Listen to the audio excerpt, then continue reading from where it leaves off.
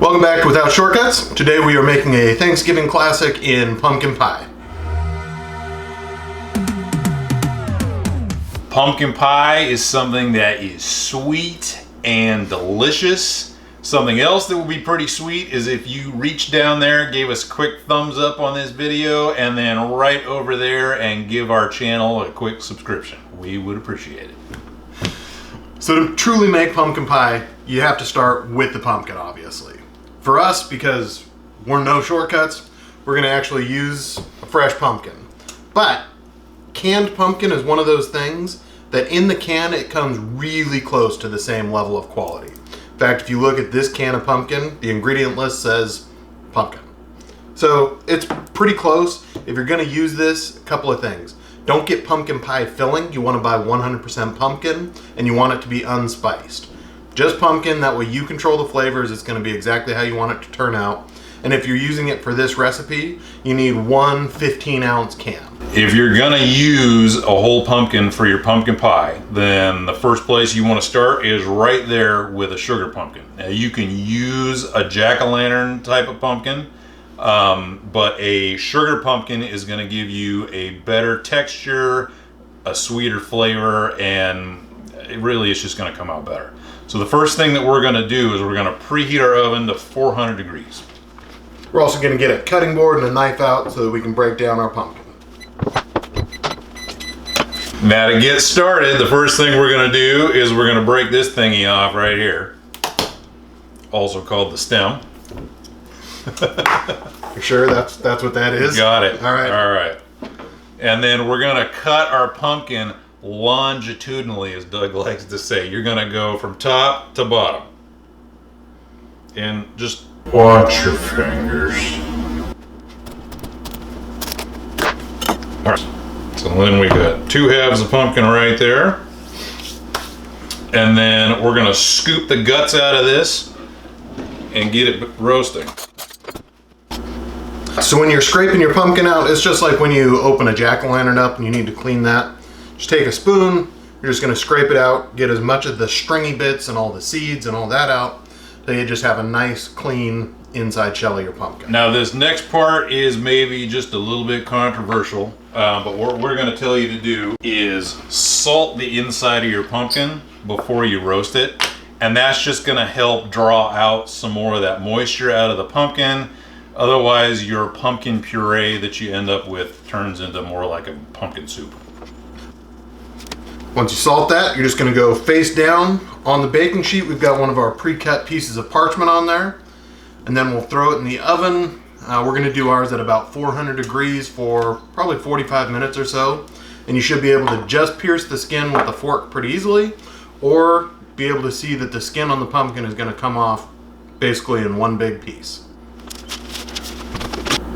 Our pumpkins are finished roasting, so we're going to go ahead and grab those out of the oven and make sure that they're completely finished and ready to go. Wonderful, so a ton of moisture's come out of those. They're nice and dark, nice and brown. And then just to show you that these are done, you'll see the paring knife slides right inside there with no resistance whatsoever. Perfect, and then just to kind of further prove the point, these skins, they're going to be hot, so be careful. You can probably even use a pair of tongs, but in theory, these skins should just pull right off, and they are hot. Maybe you should use the tongs. Yeah, that's good advice. There we go.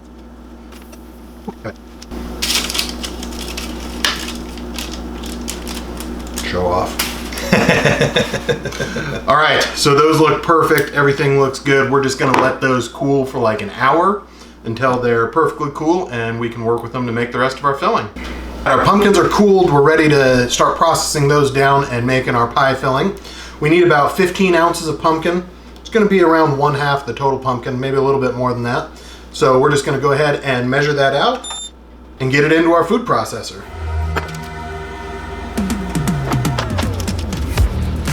We want to be right around 15 ounces, just like if we had a can. And that's the portion we're going to throw in there. We'll save this, we'll mix it into something and make it delicious, but it certainly won't go to waste. So once that's in the food processor, we're just going to go ahead and break that down. Now if you were going to buy pumpkin in a can, this puree is exactly what you get. Just like that, nice and smooth. You're not going to overwork this because there's no flour in it, so you don't have to worry about developing gluten or anything. Just mix it up until it's nice and smooth, all the stringiness is broken down, and you're ready to go. Now the next thing that we need to get ready for our pumpkin pie filling is the pumpkin pie spice. Now you can certainly go to the store and buy a little jar of pumpkin pie spice, but number one, for what you're getting, it's really expensive. Number two, you have no control over what goes into that. So what we're gonna do is we'll throw together our own pumpkin pie spice, kind of show you what's in it, what the proportions are, and then you can kind of adjust that to your liking, however you like your pie. So we're gonna start with some cinnamon, and then we go with ginger and some nutmeg, cloves, mace, and then the last one that goes in is allspice. Now again, adjust this to however you like your pie to taste. Both of us kind of prefer a very flavorful, maybe just a little bit spicy pie. So this is kind of what we end up with here. And so then that is going to go into the processor along with our sugar and just a little bit of salt. And while he's getting those mixed up and just a little bit processed, I'm going to crack our 2 eggs and get those lightly beaten so we can add them to the mixture as well.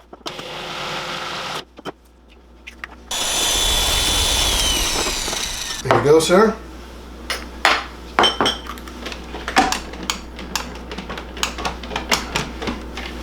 All right, eggs are going in.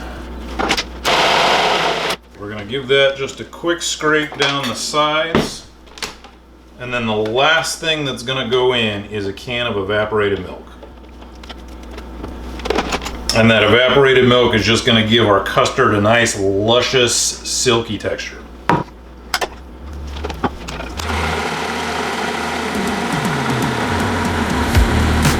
Our pie filling looks great. Everything's ready to go. We're going to kind of clean up some of this stuff, make some counter space. We'll grab our pie crust out of the refrigerator. We'll be right back and we'll finish the construction of this pie. So we've got our filling all done. We do have a fresh pie crust that we've taken out of the fridge and let warm up just a little bit.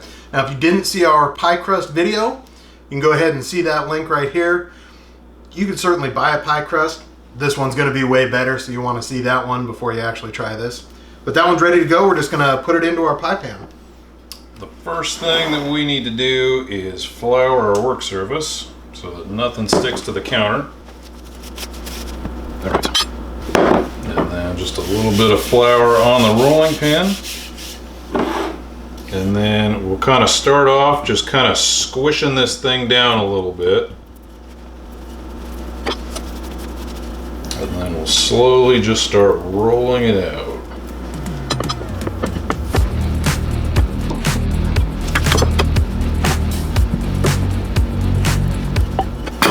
Okay, and if your pie crust starts coming apart, you can just kind of squish it back together and then add a little bit more flour to the top as you need to, just to keep things from sticking.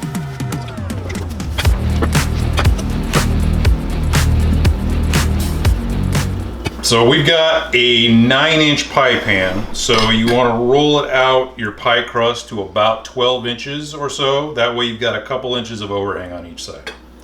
And then once that is rolled out, we're going to take the bench scraper and then we're just going to gently roll this up onto the rolling pin, and that way that gives us something to hold onto to transfer the crust over the pie pan.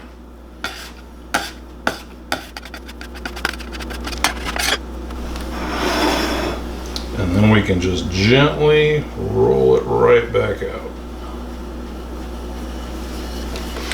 Perfect. Once you've got it onto the pie pan, you want to push it down so that it's in the sides, but you don't want to stretch the crust down into the corners. So you want to kind of lift it up and just gently push it down into the corners. Got a little crack there, just push it together, it'll stick back to itself. All the way around. There we go. Take a little off the edge, just fill a little hole we have there. Do the same thing here.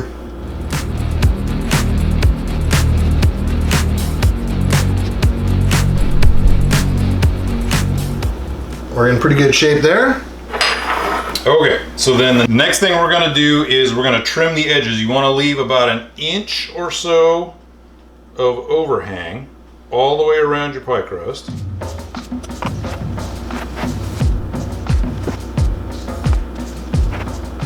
Okay, and then we're gonna take that overhang and tuck it under all the way around.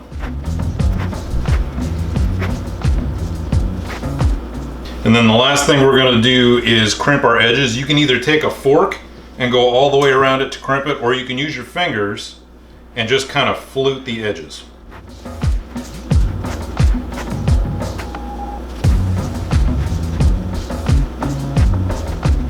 All right, and so then when you're doing that, I like to just pinch it right between my thumb and my first two fingers. We've got a beautiful pie crust, it's ready to go. The last thing we need to do for this is what's called docking it, which just means poking it with a fork a bunch of times. So just across the bottom of your pie crust, you're gonna get some holes in it with a fork. This is gonna make sure that the steam is able to get out of the crust, and it's gonna give us that nice, crispy, flaky crust on the bottom without any big air pockets or air bubbles forming in it.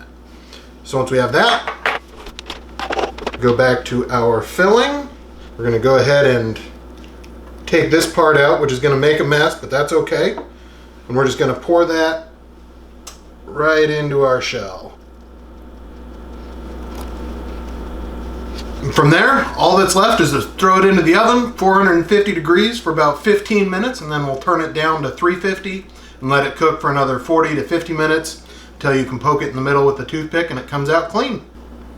We've just taken our pie out of the oven. It's just barely set with just a little jiggle in the middle, but we stuck a knife in the middle of it and it came out clean. The crust looks good. So we're gonna let this sit here and cool for a couple of hours.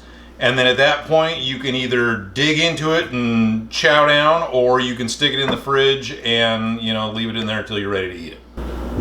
Our pumpkin pie has cooled nicely. We got just the one crack where we tested it with the knife. And other than that, we're nice and smooth. Our crust is brown. And we're ready to cut a little piece of this out and see what we made. Right. Crust sounds good. Sounds promising so far. Oh, look at that. Dang.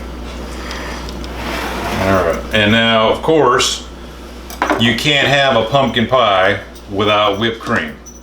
Now, you can buy this in a can, but if you mix this up yourself, that's a ticket. There you are. Thank you, sir. Go ahead.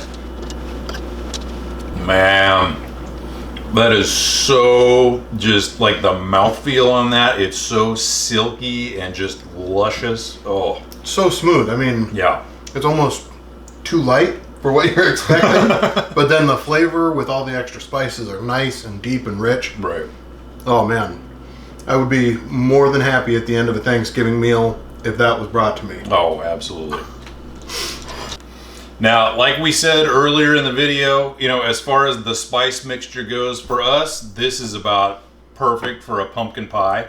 But, you know what, give it a try on your own, see what you come up with, and let us know down in the comments how it goes. Absolutely. Better yet, show us on social media, hit us on Instagram and Twitter. We'd love to see pictures of it, and we would certainly love to comment on it, see what suggestions you might have. For sure. Until the next time around, though, just keep doing what we're doing, skip the shortcuts, and we'll see you again. Thanks, guys.